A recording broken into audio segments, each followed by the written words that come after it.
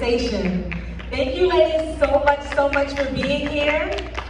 And thank you guys so much for being here as well, making your way back in. So we're going to have a great conversation about Web3, cryptocurrency, the blockchain, and so many other things that sounds foreign to us right now, up until the point that you ladies explained that to us. Are you ladies excited to be here? We are.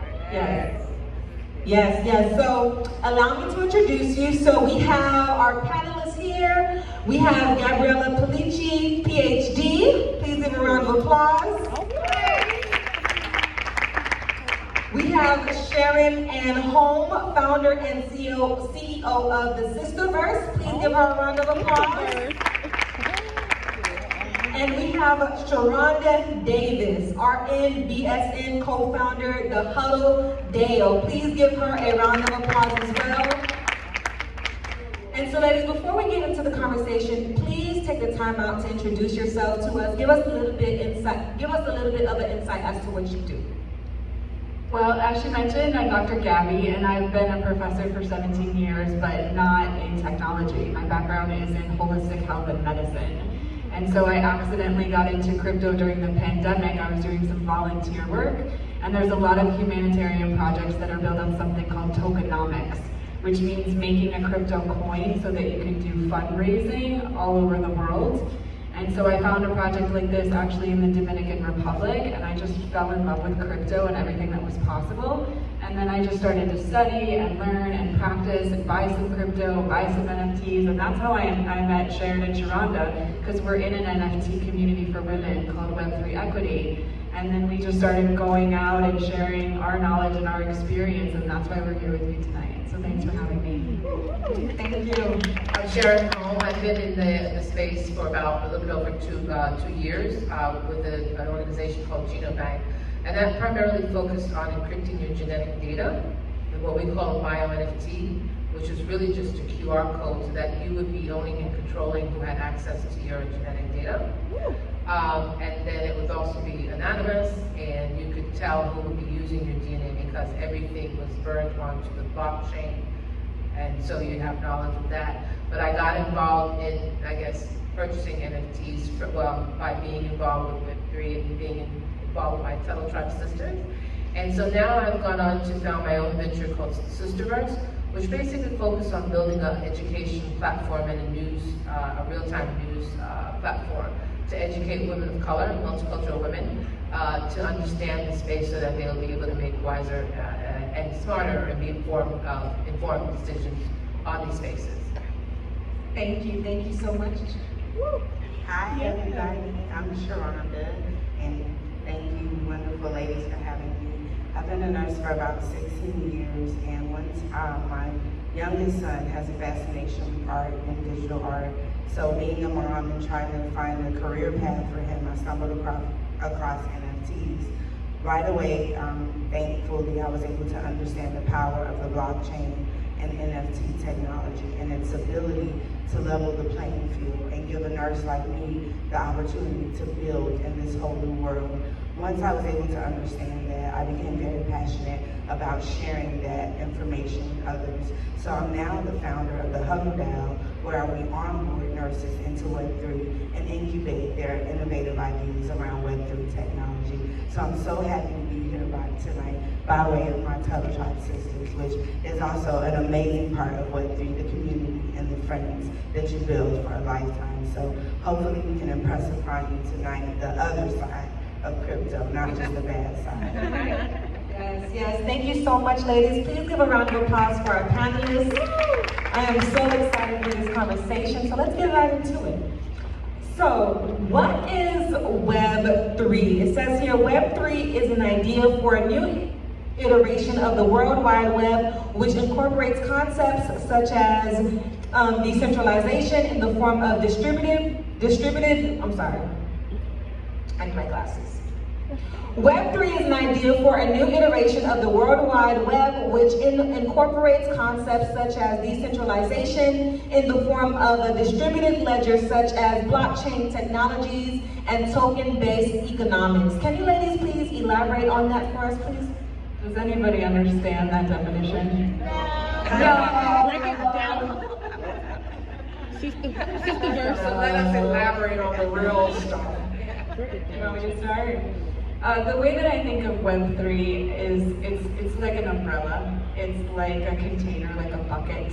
And it includes a lot of different things that are being developed. It includes things like cryptocurrency, which are on the blockchain, which we don't have to get into the technology, but basically it's just a secure way of storing information. And then also included in the bucket are the NFTs that we talked about, which are digital assets. It's just something that's digitized that you would use like an image or a song or a deed or something, and that's also on that secure, safe blockchain. In addition, it includes different kinds of emerging technologies, like artificial intelligence, stuff you see in sci-fi movies or Star Wars movies. Things like augmented reality or virtual realities, things like the Metaverse. Maybe you've heard the term Metaverse, which is basically like a video game that you actually get to go in, and you get to be in there in an avatar or in some form. So I think of Web3 as all of those things combined, and that being the kind of next iteration or the next generation of what we're going to be doing with technology. What do you guys think? And I also see Web3 as almost you taking their ownership and control. Basically getting rid of that central repository. So I'm sure you're all familiar with Zelle or, okay, good. So Zelle, if you're familiar with Zelle, you're kind of like one step already into Web3. So pretty much it's peer-to-peer. So instead of having to then go to the bank and, for example, do a transfer through the bank, you can actually do it directly to the actual individual on the other end. So you're going to cut out that central repository, that central person, and basically we're going to transact with one another. Yeah, and it's all going to be in a trusted environment because the blockchain, which we won't go into technicality, but that blockchain is that secure platform to let you know everything that's happening and that's transparent, that you're aware of. Yeah, and just summarizing what both of my counterparts have said, to me the umbrella is owned by you. So now on Twitter and Facebook, when whatever you post, they own that. Twitter owns that, Facebook owns that, Instagram owns that. Web3 requires your own ownership as a result of decentralization. Whatever you post, whatever you interact with, you own that. So what Web3 requires now is ownership of who you are. And it's going to require a lot of defining who you are. Because if you buy Gucci bags now in real life, you want to be able to represent that on the internet. And what it is, I remember I told someone this last night. Remember when we first got the cell phone, it was that big giant cell phone, and then it was the Metro PCS flip phone, and then it went to the Nokia. That's what Web3 is like, the fastest, most developed iPhone that you could ever have.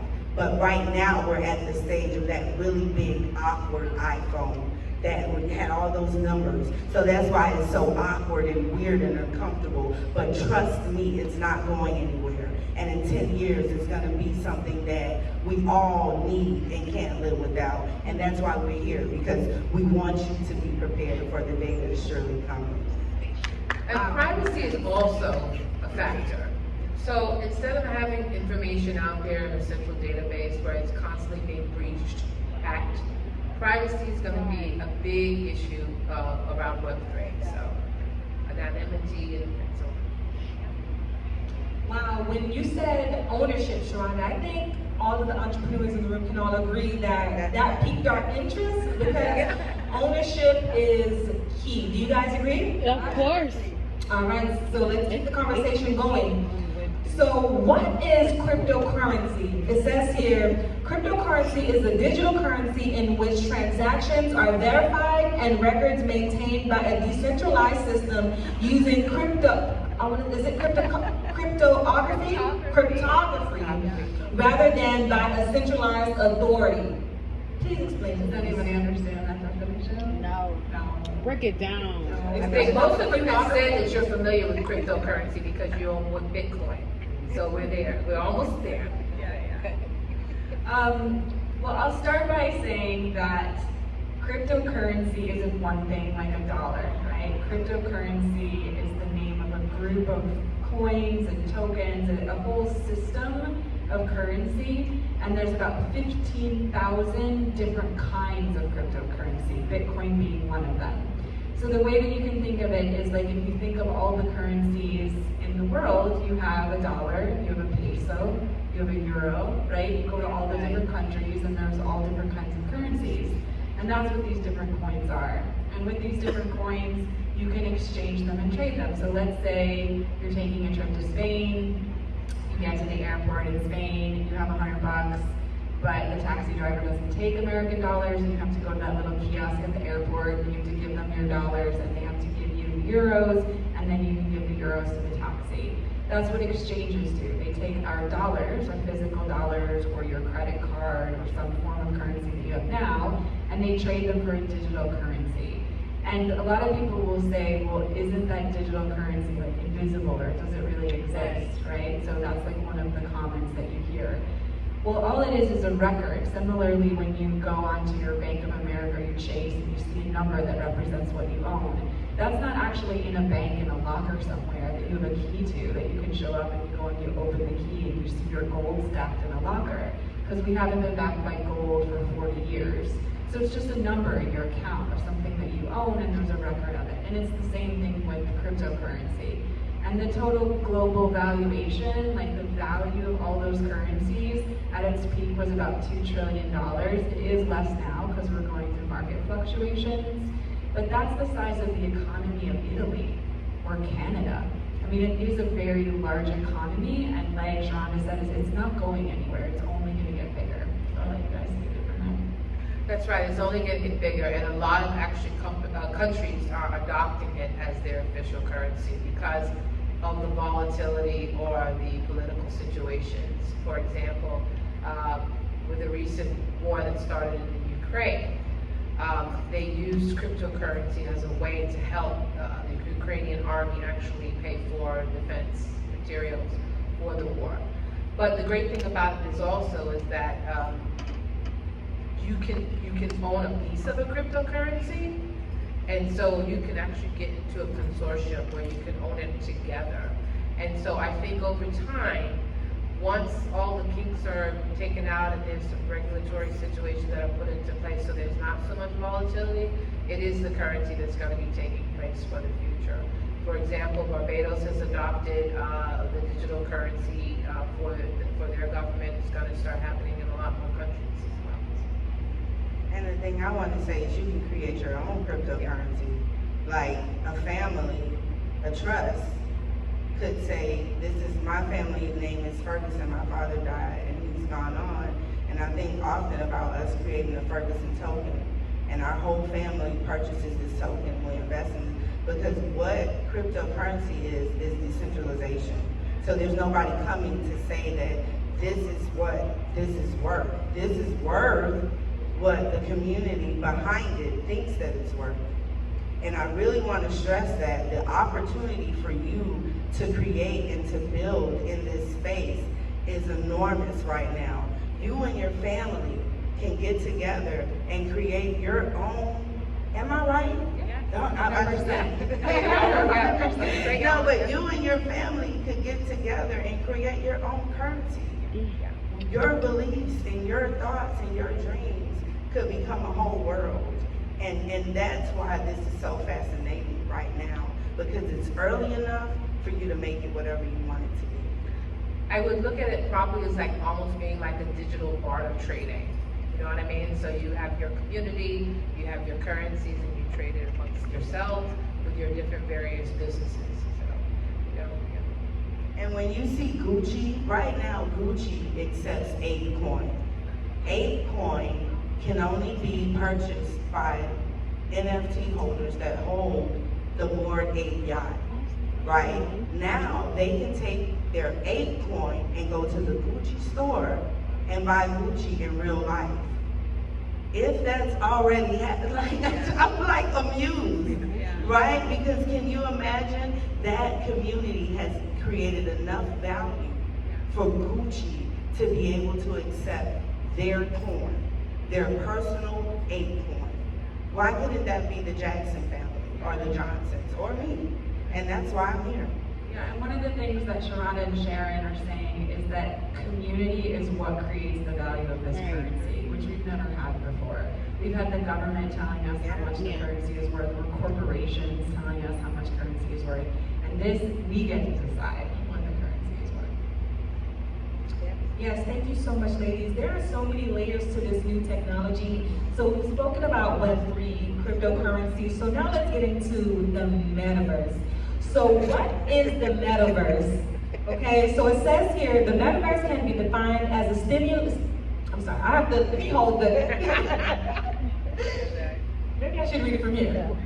What is the Metaverse? The Metaverse can be defined as a simulated digital environment that uses augmented reality, AR, virtual reality, VR, and blockchain, along with concepts from social media to create spaces for rich user interaction mimicking the world. This sounds a bit more familiar in comparison to crypto and Web3. So can you ladies give us some more insight onto what the Metaverse is? Yeah, for sure. Has anybody ever used Roblox? Yeah, that's the Metaverse. Or if your children have played Fortnite. Minecraft. That's it. You know, and what makes it a currency or brings it into the Web3 is that you know how you can buy things in there that don't really exist in real life. Like maybe you put in $100 and you're able to get some sword, or some shield, right? That you give them your money, like real money, and then there's something you're using in the game. That's crypto. That's crypto. So the Metaverse, there's actually 300 Metaverses. So there's not just one, there's hundreds of them, and new ones are being developed all the time.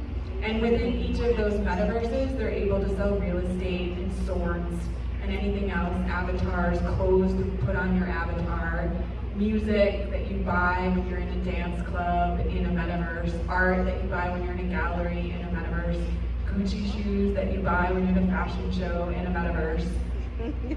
So there's hundreds of Metaverses, and there's a lot of different ways to monetize them. So anybody in this room, any of your passion could probably find a home and probably find monetization in a Metaverse. So shout out for me really quickly, like, what's your passion? Like real estate or design, just shout out really quickly. Yoni's theming.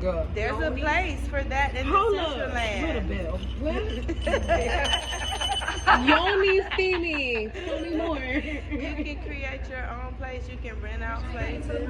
You can rent out places. The Central Land is one Metaverse that consists of many different places. I'm sure there's a place that could benefit from Yoni's theming or from any of your brands. You can go in there and just rent right now. A lot of rappers, a lot of very famous people are hosting conferences in the Metaverse because from their living room, they can reach the whole world in the Metaverse. And people feel like they're at, I've experienced it. And now when you're talking about monkeypox and COVID, why would people want, when you can put on an Oculus and feel like you're at a concert with your favorite artist, this technology is going to change the way that we interact with each other via the Metaverse. Like we go on Facebook and social media and Instagram now, I imagine that's how we're going to be in the Metaverse in a year or two. I don't even think it's going to be that long. So if you can establish your brand right now in any Metaverse, you're doing your brand a favor because many brands aren't even in the Metaverse yet. And it's even that within your community to do it, but now countries are actually doing, so you're having Metaverses where countries are coming together. For instance, Barbados has now created a consulate in the Metaverse because they're a small country, but they want to reach the rest of the world to promote tourism in Barbados, to promote commerce in Barbados. So what do? You put on an Oculus and that you actually go into the consulate and then you can see how you can do, you know, certain trades with your goods and services and so on and so forth.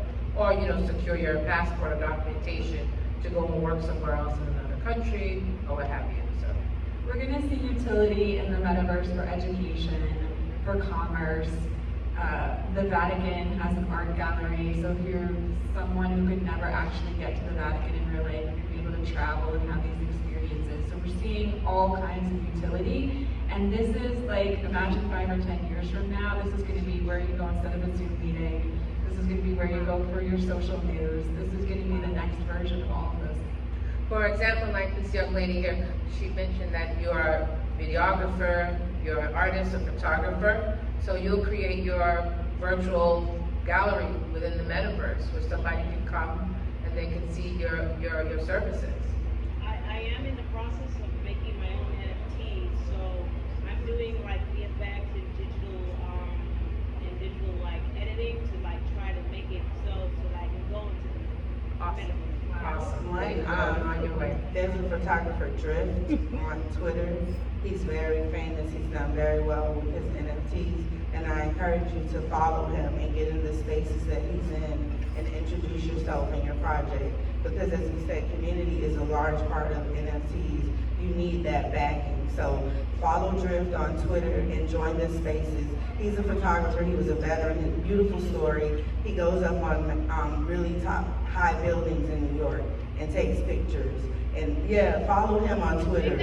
Yeah, and join his spaces. That will, because there's like a lot of spaces like in Twitter and stuff like that. You know, like they do those chats and stuff. exactly. Like that. I think I actually talked to him. That's what's up. That's awesome. Yeah, keep doing that because that's the fastest way to grow your. I think one of the fastest ways to grow your community is getting in those Twitter spaces. And you're all entrepreneurs, right? You just done the accelerator program here, so you've got the drive, the spirit, the entrepreneurial spirit.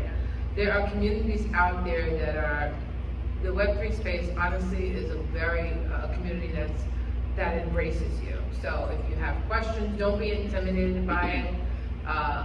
Pretty much everybody is new to the space. No one's an expert. So, I mean, what I would suggest is if you're all involved in social media, do some research about, your industry, your business, connect with like-minded individuals in the same spaces, and then that's how you pull yourself into the space. But it's all about education. Connect with us. Yeah, it's all about educating yourself. There's a lot of information out there, so I think the best thing is to start with communities that you feel comfortable in, because there's a lot of information that you shouldn't trust out there as well. So, and it's overwhelming. All right, perfect. Thank you so much, ladies. So before we open up the floor for Q&A, Sharon, you and I were actually having a conversation earlier, and I would love for you to elaborate on this, okay? So we're actually having a conversation about, how the technology of, crypto and the Metaverse and Web3 is all still fairly new. So some of the terminology may be a bit intimidating for us to, want to continue to learn more. So we were having a conversation about that. Do you mind elaborating on that conversation for those who may be feeling a bit intimidated because it's something that's foreign for now, seems so foreign for now? Yeah, I mean, you're gonna have to hear terms that are gonna be thrown at you like IRL, you know what I mean? It's a whole nother language that this industry and this sector is creating. I mean, I'm 54, I'm still trying to get up on the language as well. You hear somebody say like FOMO. What is FOMO? Fear of missing out. So you're gonna hear all these terms that are gonna be dropped and thrown at you. Don't even worry about that yet. Just focus on basically finding a community, finding how, just a small community, or you know what, if you don't find it, build it yourself. Yeah? Build it yourself, build your community, start, doing some research about it, reading trusted publications that are out there. For instance, Blockworks is a trusted media resource that puts information out there. And just start familiarizing yourself first with the space. But don't get worried about the different terms that are thrown at you, and if you hear those different terms. Yeah. Would you ladies want to add to that? Like I said, if you're doing Zell already, you're pretty much getting. It took me a couple of months to learn the language. It definitely took me a couple of months. I was binging on podcasts and blogs, and then I took some online courses, and I took a notebook, and every time I heard a word like decentralized, I would Google it and I'd write down the definition, and then I would see DeFi, and I'd look up DeFi, decentralized finance, and I'd write the definition DAO, decentralized autonomous organization, and I'd write out the definition. So I kept a notebook, and then as I was listening to podcasts or blogs or whatever, every time I would hear that, I would go back, and it took a minute for me. It took a minute to learn the language. For me as well. The good thing though now, I think that there are a lot of really great resources. I think you can get a really good dictionary on Coinbase now. If you have a Coinbase account, they have really good resources. Like I feel like we were kind of putting pieces together, but now there are so many good resources available. If you Google Web3 dictionary, Alex Taub and Upstream, they have a really good Web3 onboarding platform there. So I think now there are a lot of really good resources. Coinbase, OpenSea has classes that you can take. So these are websites that are Web3 websites that offer resources that basically give you the terminology. What I think with Web3, the terminology and the idea, the main thing I think you have to do is be open. I think that a lot of times because something is new, we block it out. If we don't understand it, we reject it. If it doesn't make sense, we just cast it off as senseless. And my main advice when it comes to Web3 is just keeping an open mind and being willing to learn. Absolutely, because it's inevitable and it's literally happening. You know, it's Every the day. future. It may not, you know, it may not be taking up our reality now completely, but it will in the near future. So, thank you, ladies. Okay, so I would like to get into diversity, inclusion, and equity within this space. Can you ladies give us some insight as to what that looks like? 95% of Web3 is dudes. So we are very, very actively involved in female communities because we care about women being in the space and owning the space and being leaders in the space. And so we're involved in this community called Web3 Equity, which we mentioned a few times. We're Tuttle Tribe Sisters. Anybody can join that community. We're also involved in another community called Mission Impact, which is doing a global leadership training program. Sharon is one of the new cohort members, and I'm one of the program mentors. So I highly recommend if you're female that you get actively involved in female communities so that we aren't left out going forward. There's 23% of women who are involved in these spaces, and there's only 4% women of color. That's a significant, big contrast. So I definitely suggest to get involved in these spaces. Yeah, and when you see this stage is not indicative of most of the rooms that we're in, and most of the rooms that Sharon and I are in, we're few. We're one of many. When I walked in the room and saw Sharon, I'll never forget that day because I was so afraid. I had all this passion and interest, but nobody looked like me. And I grew up with my friends and family all looking like me. So walking into a room with so much passion and insight and nobody looks like you, thank God for you. Because she came and she said, you belong here. It's okay. You're in the right place. And that is why I'm so passionate about imploring you to learn more and share what you learned with your community. Because we always get left behind because of our suspicions. Because no, that's not, I never did it that way before. We always get left behind. And so the reason why this is so fascinating to me is because we're early enough now to learn enough to not get left behind. So if I can leave anything with you tonight, that's what I would leave. Learn as much as you can so that when this thing takes off, you and your brand are ready to take off with it. Yes. And I think the great thing about the space is being decentralized. No one knows because it's peer-to-peer, right? So if I'm doing transactions with you, we're not going to judge. Wow, wow. Thank you. I can listen to you ladies all night. Thank you so much. Please give a round of applause for our panelists. Dr. Gabrielle Pelicci, co-founder of CatchFire.co. Sharon M. Holmes, founder and CEO of the Sisterverse. And Sharonda Davis, co-founder of the Huddle Dale.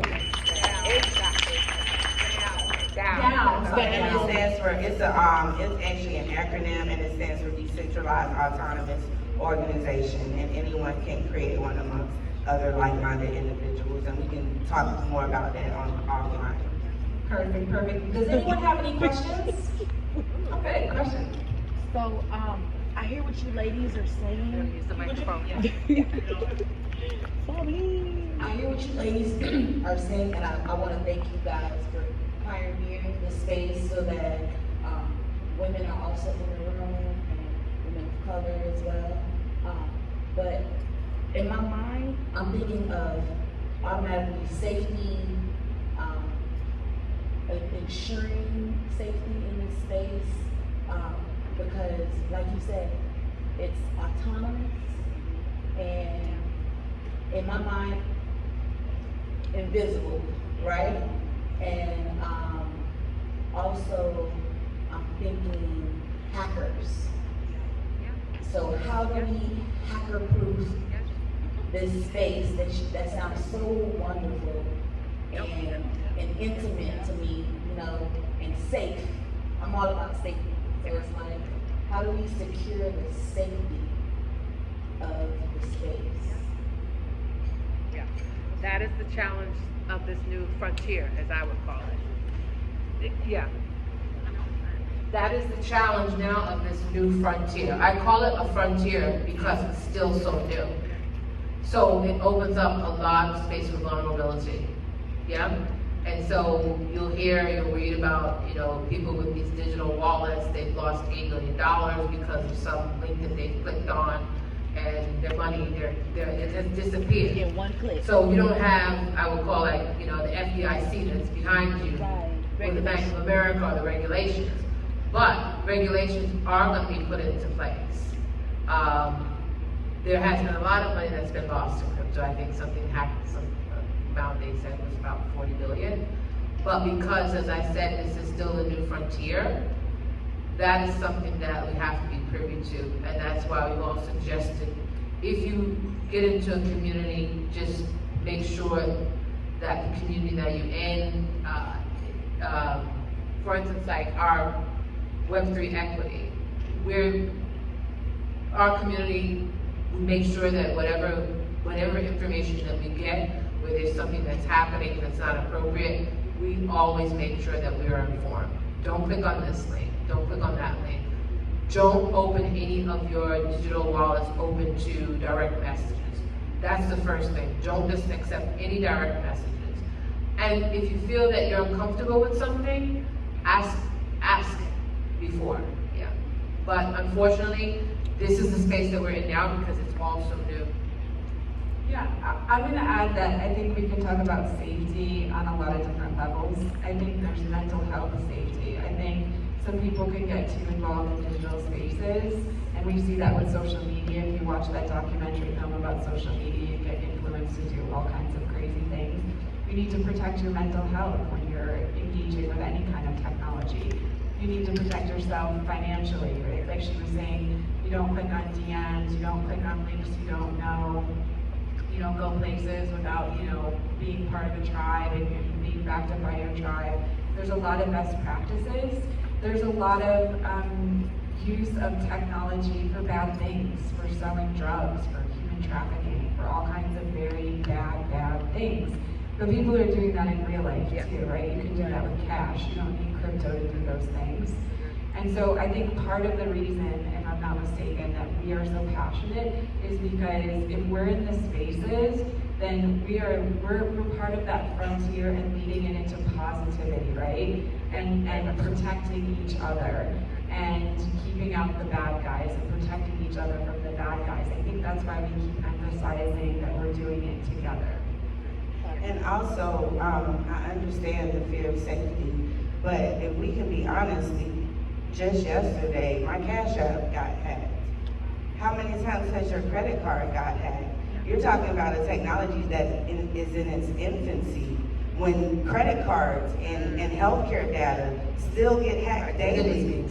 So I think the part that we have to understand with this is that the autonomy means that you're a little bit more responsible for the decisions you make. And I think that's the part that scares a lot of people, right? Because we want to have a customer service to call and blame for that misuse of our credit card or misplacing our PIN number. We want to have somebody to call and depend on to correct that for us. And honestly, in decentralization, autonomy means it's you. It means I own this wallet. So if I lose this password, that's on me. And I think that's the conversation that we should have a little bit more, is how much am I responsible for the decisions that I make? And that's what autonomy and decentralization will cause us to look at. Because honestly, anybody that has been scammed by the blockchain clicked on a link. I did when I first got into crypto and I didn't know enough. I lost about $3 grand off rip. But I clicked on a link that I shouldn't have clicked on. Nobody scammed me. I did it. And we all have to start being willing now in this ownership market. We own everything. We gotta own our good and our bad decisions. And I think that's the part that everyone is afraid to talk about. But the beauty is, whatever you own in terms of your digital assets, nobody's making money off of it but you. So you don't have to worry about the bank making all that commission off of your money, which is not going back to you. It's all yours. And that's one of my favorite things about having gotten into crypto, is that I pay so much more attention to finances. So much. Like when I look at my bank statement, I'm like, no, you're not gonna do that to me. I have other options. Stuff that I never would pay attention to before. Now I know what the bank is doing with my money, and I'm like, I don't like what you're doing with my money. I'm gonna put my money over here because I know what's happening with my money over here. And that autonomy that you're talking about, taking back your power from the banks, right? Taking back your power from all these organizations that you had just been relying on to do it on your behalf. That part of it really felt so good to me when I got into it. But we're not saying like throw all your finances into cryptocurrency. No. You know, if you're interested in it and you feel comfortable with it and you want to create a digital wallet, maybe just take a little bit of, you know, like for me, maybe 1 week I don't get my nails done. So that $40 I'll put into Bitcoin or one of the stronger currencies, cryptocurrencies. You know what I mean? So it's what you feel comfortable with, but be educated before you make that decision and go step by step. You know? And it's not just finances, it's also talents and passions. Oh, yeah. Your passion and your talent can be stamped and certified on the blockchain forever. If no one ever buys it, if you create art and upload it onto the blockchain, it's certified, it's yours, and it's there. So not just your money, but your passion, your talent, your interests, all of this can be monitored and tracked by the blockchain. So I just encourage you, do as much research as you can and find your place, your interest in the blockchain, the part of it that suits you. And your business. And your business, exactly. Well, thank you, ladies. That was a perfect way to close out. So you ladies can actually, the ladies will still be around. I'm sorry, I'll be kind of short, but they'll still be around. So if you'd like to give them, if you have any questions for them, I'm sure they're open to having that dialogue with you. But we have to close out. Thank you, ladies, so much for being here tonight. Congratulations, everybody.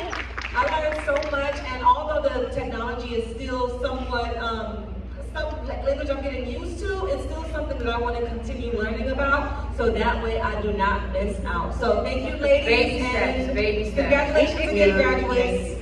Have a good night.